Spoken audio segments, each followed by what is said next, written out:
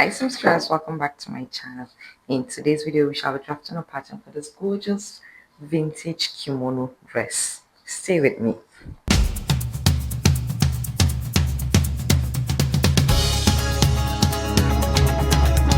The dress is a kimono dress. It features a kimono sleeve, a shawl collar, 2-in-1 actually, because there's a button stand on it, and belt.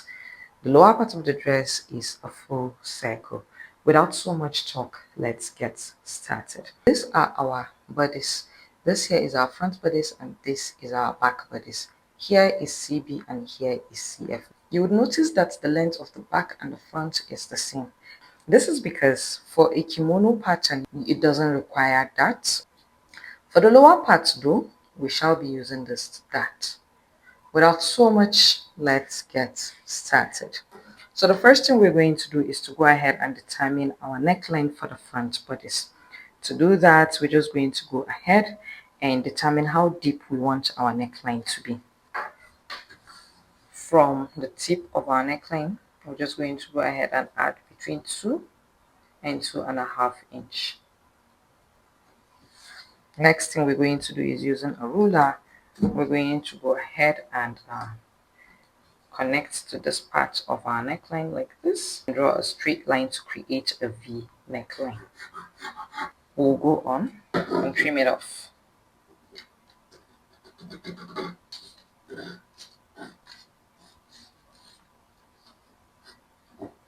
And this here becomes our new neckline. Next thing we're going to do is just to go ahead and now shape our sleeve. Go lower at our arm's eye area like this, because it's a kimono. It's not supposed to be tight, it's supposed to be free. So at this point here, we can go ahead and increase the depth of our arm's eye by between 1 and 1.5 inch. So I'm just going to mark it here like this and do the same thing to the back as well.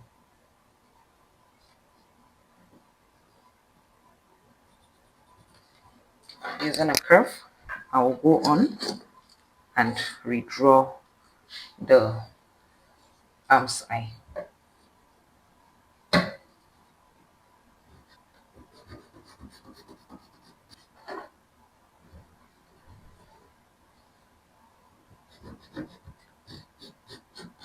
Go ahead and trim off the excess.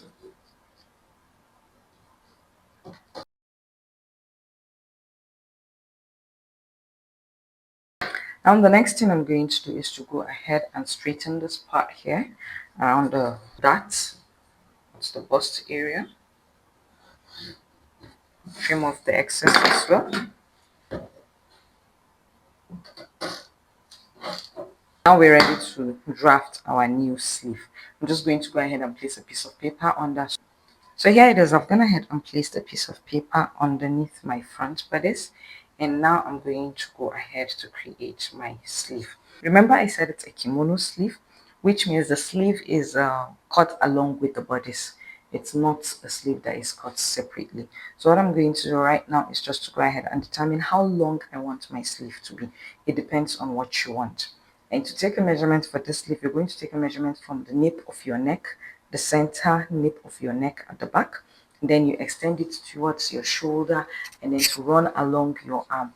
From your arm you get to decide how long you want it to be, and that's how you do it. So let's say from the nape of my neck to the sleeve, like my entire length there is going to be let's say 14. So if I have already measured 7 on this area including my neckline, it means I'm just going to extend this by 7. I'll go ahead and continue working with 7 like this. While it is slanted, I'm just going to go ahead and take a measurement like this and connect to my shoulder. So if I'm working with 7 from my armhole area, which I have extended, I'm just going to go ahead and draw a line that is going to match this measurement. Then I would square everything like this. So I'm just going to do the same thing for the back bodies and our back. So I have gone ahead and created the kimono sleeve for both the front and the back bodies. Next thing I'm going to do is just to go ahead and separate this piece from the upper bodies. Like I said, we're not going to make use of our darts. So I'll just go ahead and separate it at the waist area like this.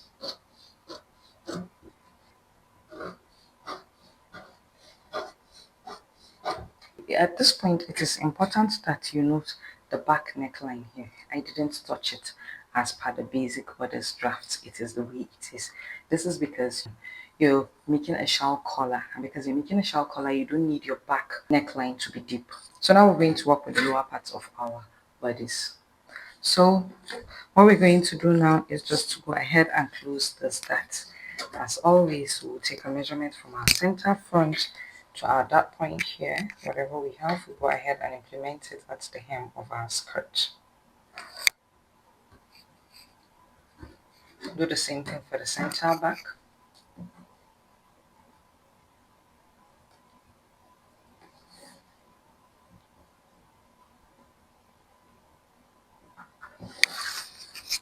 Connect to the straight line using a ruler.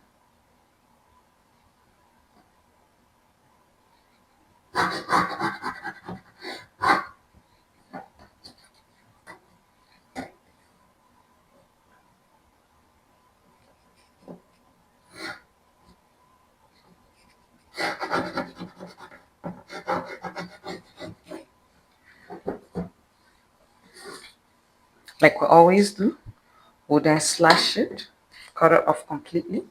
In fact, let me label them so I'll know what I'm doing. So this is 1, 2, 3, and 4. This next step is crucial. So now I have gone ahead and gotten a piece of paper that I'm going to use to spread my pattern piece. So I'm going to start with this piece here, 4. I'm just going to go ahead and place 4 somewhere here, which is the center front. I'll then go ahead and hold it down with a tip like this. Next, I'll bring 3. Remember, there's a dot around this area, and there's also that around 4, 3 I mean. So I'm just going to bring 3 and make sure that the dots lap over each other like this. Then go ahead and hold it down for the tip. Now at this point, there's actually no hard and fast rule as to how to go about this. All you have to do is just like you keep placing them side by side together until you get what you actually need. Next, I'm going to bring CB and then do something like this. It's not permanent. I'm just going to hold it down with a tip. Then bring 2 and make sure that 2 is well lapped. That is 1 is overlapping 2 like this. You will now go ahead and take a measurement that starts from the center back to the center front around the arch. Ensure that whatever measurement you get fits directly into the waist of our upper bodice that we earlier cut. If it doesn't fit, you then make adjustment by pulling the pattern pieces lower, make the necessary adjustments, and then you continue. If however it fits, that's fine. You just go ahead and then you continue like I would do right now. Because there are no crooked lines in pattern drafting, we're going to use a curve to smoothen the arch, because if you notice, it's kind of crooked. So I'm just going to go ahead and place my curve like this, especially at parts where it is not smooth, and then create a perfect curve around those areas.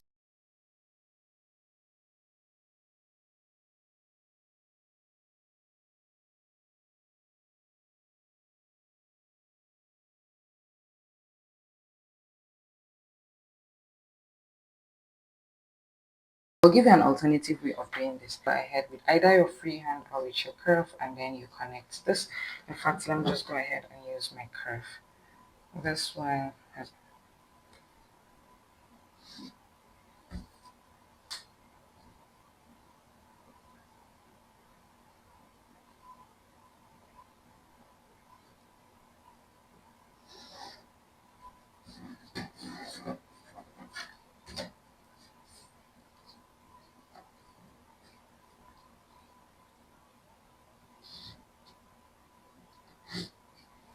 Okay, and this is what we have. I'm just going to go ahead and trim it off, and I'll be back. this side of your back is going to be cut on fold, and there's going to be no opening around there. The only place with opening is going to be your front. So you would cut all of this with your added allowance and everything. You then stitch the side, stitch the sleeve, join everything, the shoulder, and when you're done, you then go ahead and attach the lower part, which is this. Now when you're done, you're then going to go ahead and use this, the shawl collar, around the neck area to create your shawl collar. Starting from the center back here, you attach it until you get to the hem of your dress. To get the entire length of the shawl, what you're going to do is to go ahead and join. After joining, you now start taking your measurement from this side here. That's the center front from the hem. You take your measurements to this part, you go straight like this, you take a turn, you continue to the center back like this, you turn to the other side until you reach the other side of your center front. Remember, your center front is left and right, so you start, let's say, from your right, you go round until you actually get to the center front on your left. When you're done doing that, you then take your exact measurement, and then you go ahead and cut your fabric. You go ahead and use it as your collar. Now if you want to watch a video of the stitching of something like this for an adult size, full size, just drop yes, I want the video in the comment section, and I'll make a full video of this outfit and how to go about stitching this for my size, that is an adult size. I hope you enjoyed this tutorial. See you in the next video. Bye.